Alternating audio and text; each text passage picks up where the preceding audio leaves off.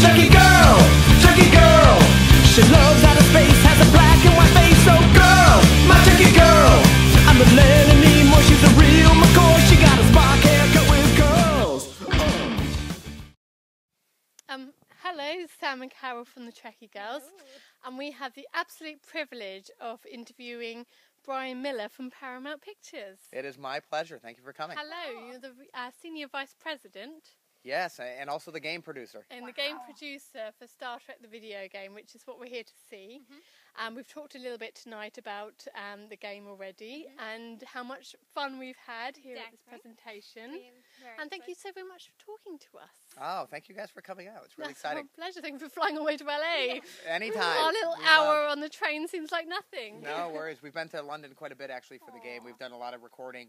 Simon Pegg we did over here. Chris Pine did one of his recording sessions. So it's my backyard home. So Chris Pine did his recording session here? We did a bunch of recordings with Chris. I mean, Chris is obviously one of the important parts of the game, playing as Kirk, and he was making another movie for us, Jack Ryan, over here during the time. So we came out and recorded not too far from here, and excited to be back. Yeah. Oh, brilliant, brilliant.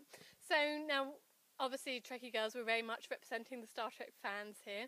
We've seen a preview tonight of the film, of the gameplay. And we've seen so many Easter eggs sort of playing a tribute to the Star Trek game, which we've really enjoyed. Yeah. Could you tell us a bit more about that, what Star Trek fans can expect from this game? Yeah, I mean, it was important for us to not only appeal to the broad gamer, but we wanted to make sure that we supported, people like you guys, people who have supported Star Trek for 40-something years, who've really been, the reason why we continue to make Star Trek. And just like we did in the last movie, we wanted to make sure that we had a film that appealed to a really wide movie-going audiences, but we wanted those little bits and pieces in the film that was a throwback to stuff that you remembered. So for us in the game, it was, what can we do that sort of can honor those people as well? So we took the Gorn, who, obviously one of the most important, characters in all of Star Trek, brought them into the game. We borrowed a lot from the episode called Arena that they were in. We took another episode called Mock Time, which was this great Kirk and Spock fight. Brought that into our game, because what a better way to mix up co-op than have you fight the guy you've been trying to help for the last 8 hours in the game. So there's a lot of little bits and pieces that we've thrown in from the original series, from the new rebooted stuff that I think, hopefully you guys will really, really appreciate. Absolutely, thank you. Well, yeah, obviously it's a third-person shoot 'em up, but it's also a co-op game with Kirk and Spock. If you were playing the game, which one would you play, Brian? I like to think that I'm logical and smart, but I'd have to play as Kirk. I've got to run in and shoot a bunch of things. That's I think, what I always wanted to be. Deep down we're the same. We want to be Spock, but deep down we know we're Kirks. Yeah, I think so too. I think sometimes I don't think things through. Yeah. So here we are. And are there different elements to the game if you play Kirk and then play Spock? Will you get something different from the game? Definitely. We wanted to make sure, and our goal was when you finish the game, you could take your controller and hand it to your friend, or if you're playing first single player, you could play with the AI, because we wanted those experiences to be a little bit different. So, give you two examples. If you're playing as Spock, not only does he have different finishers than Kirk, you can go up and do your patented neck pinch, but you also can do your mind meld, and you can mind meld not only members of other Vulcans that you come across that have been infected, but also some of the Gorn themselves, so you can relive some of the story through their eyes. And as Kirk, we have these great moments where you can call in an airstrike. So being the captain of the greatest military vessel known to man in the Enterprise, if you get captured and pinned in by the Gorn, getting on your communicator and calling down an airstrike from your team to sort of clear the area. It's those little moments that, are very true to the characters, but it's also makes for really fun gameplay that's different from the other character. So it sounds like a bit of Black Ops, I'm thinking Call of Duty sort of gameplay there. But what about the, you mentioned in your presentation tonight about some of the puzzle work as well, the tricorder use? Yeah, definitely. I mean, the tricorder, I think it's such an important part of Star Trek. It's a great, tool that they use, not only technologically, but a way to interact with their environments around them. So when you're playing the game, we encourage you to use a tricorder, and actually you need to use the tricorder as you go. And if you're really a hardcore gamer and want to learn a lot more about the story and a lot about the stuff that you're coming across, you can use it to scan, the Gorn, scan other things that have happened. But you also need to use it when you're on the Enterprise or some of the other ships to interact with those characters. I consider the Enterprise a character as well.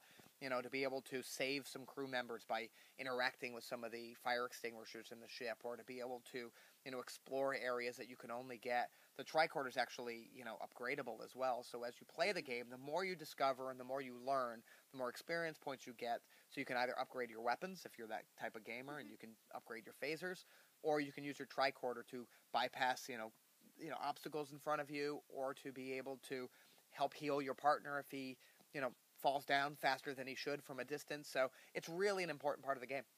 Brilliant. Is there any online element of the game at all? Definitely. We want to make sure that there is a co-op, and co-op means either you're on the couch playing with the computer, you have a friend in the same room with you playing, or if you're dialing up online overseas and you and I could play together, and I'll play Kirk, you play Spock, and away we go. Can we? We definitely can. Thank you, Brian. That'd be wonderful. That's lovely. Now, for the fan, what about the continuation? It takes place after the 2009 movie? Yeah, we take place right after the 2009 film. Kirk and Spock are together with the crew. They're out on one of their missions.